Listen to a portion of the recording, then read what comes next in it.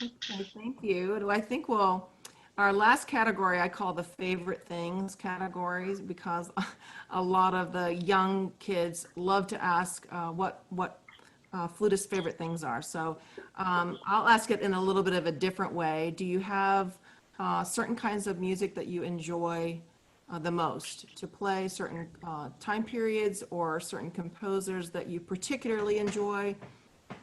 Okay, right. So there's music I like to listen to, and there's music I like to play. I like to listen to bossa nova or to African rhythms or to dance music, and I love to play everything else. But actually, when I go into contemporary music, I prefer to go for experimental stuff. Even it's exactly the music I wouldn't like to listen to, but I love looking and exploring into this kind of music rather than to more conventional contemporary music that I find a little naive when I don't know, well, all the classical and romantic composers have written so much great music already back in the old times. I prefer to, when I work with living composers, to go for something really experimental, avant-garde. How about your top three favorite halls to perform in? That's a tough question. Yeah, actually, there's a lot. Fortunately, there's a lot more than three. But I find, first of all, Berlin Philharmonic is one of them, of course. I had a great memory of Jordan Hall when I played a recital there with Yefim Bronfman. I remember it was really great, and I remember I've been playing there twice, and one time it was a new varnish on the floor, and I thought it was really terrible.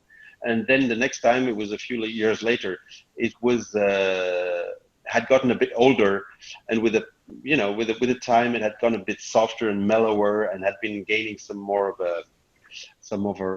a quality and warmth in the sound that I was really missing. And otherwise, we have two traditional halls in Europe that are really great: the Concertgebouw in Amsterdam and the Vienna Musikverein are also amazing halls. Now, all of these are really large size halls. Jordan Hall is smaller, is a recital hall. There's the Wigmore Hall in London that is also great. And now we have a fantastic hall in Berlin that's called the Boulez Hall. It's been built like 3-4 years ago. The architect was Frank Gehry, and he did a wonderful job in an old palace to make a new concert hall that seats about 700 people and is a perfect volume for playing the flute. A few of our adult students wanted to ask if you had any particular favorite duets or ones that you enjoy playing. Any flute duets? I don't play a lot of duets actually, because either I'm on solo tour or I play the orchestra most of the time, or I play chamber music with other instruments. So I didn't. I used to play a lot a lot of duets when I was a student. I remember those Mozart duets, not those on the operas, but those based on I think the violin sonatas or something like that. There's some great collection of two books of 3 duets each, long pieces. I remember were really something beautiful. And also the W.F. Bach, Wilhelm Friedemann Bach wrote marvelous duets for flute. That are just where we're just switching parts all the time, and it's you don't know who's playing what when you listen. It's just wonderful music, and in order to match each other, it's a lot of work. And I find it stylistically also very interesting to approach things like articulation, and there we can learn a lot from each other and play individually Bach sonatas and Handel sonatas better once we've played this or Vivaldi concertos. Once we've been playing this. Wilhelm Friedemann Bach duets together. Mark Husky had a question. He wanted to know if you've any book you've read recently that you've really enjoyed, maybe during COVID or. Yeah, well, I've been revising my Greek mythology, and because there's a lot of thematics in philosophy or in operas or generally in music that have been inspiring romantic composers or composers in the modern period. In general, in the arts, a lot of things we're dealing with today are already there in the Greek tragedy or in the comedy or in the Greek mythology. And it's very interesting to see how mankind has been creating gods that resemble them. And then they say in those books that the gods make mankind to resemble them, the other way around, you know. So I think the whole thing is telling us a lot about what religions actually are. It's trying to believe that mankind has probably some kind of mission that is great and sublime. And this is certainly something I believe as soon as I'm listening to music or as I'm playing music. I think we do spend a very valuable time focusing on one thing in the same place, and I'm really missing the concert hall activity a lot because of that. What it means that when people, 2,000 people, they don't come to listen to me, but they spend 2 hours of their life plus the transportation and the dinner, so it may be 4 hours of their life this day to listen to music which we are playing. It's an amazing thing. It's just like suddenly turning cell phones out, putting everything on hold, on mute. What we're doing with isolation for now 2 months, 3 months, depending on the country, that's what they do to resource themselves, to clean their soul, and to get inspired for 4 hours or 2 hours in a concert. So it's about mental health, actually, and about being not just entertained but uplifted, really, truly, during a concert performance. And this is our responsibility to do in that moment. And I think this is a very wonderful thing to do, and I really miss it right now. Not to be able to share this or to have this shared lived time on stage, basically, these days. But it will come back. It will resume. I'm pretty confident. Now we're doing these productions, and in 1 month time from now, mid-July, festivals will be resuming in Europe, I guess, in the United States. It will be maybe with a little bit more delay, but small festival will probably be able to resume before larger ones. And you can see it as an opportunity to do things in a more spontaneous way, maybe do music with friends, with people you love, for people you like, and it has a lot of meaning. And it's something really great to share and to live together.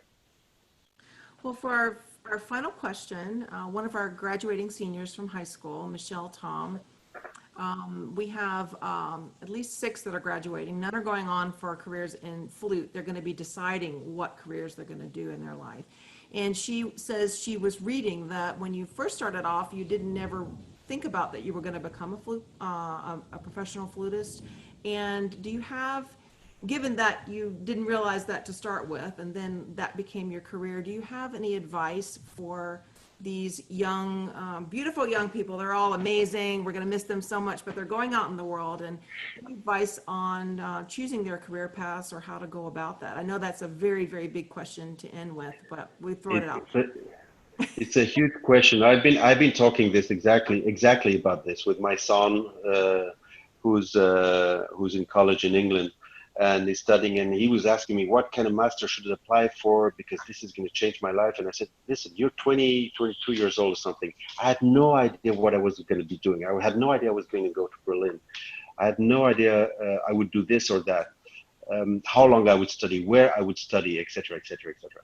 All of that is, of course, important for your own personal development, but it's not going to set what you're going to do for life. Those 20 first years or 25 first years on the planet, it's just the first third of your life, or the first quarter of your life. So you've got a lot longer to live and make right or wrong decisions after than while you're studying.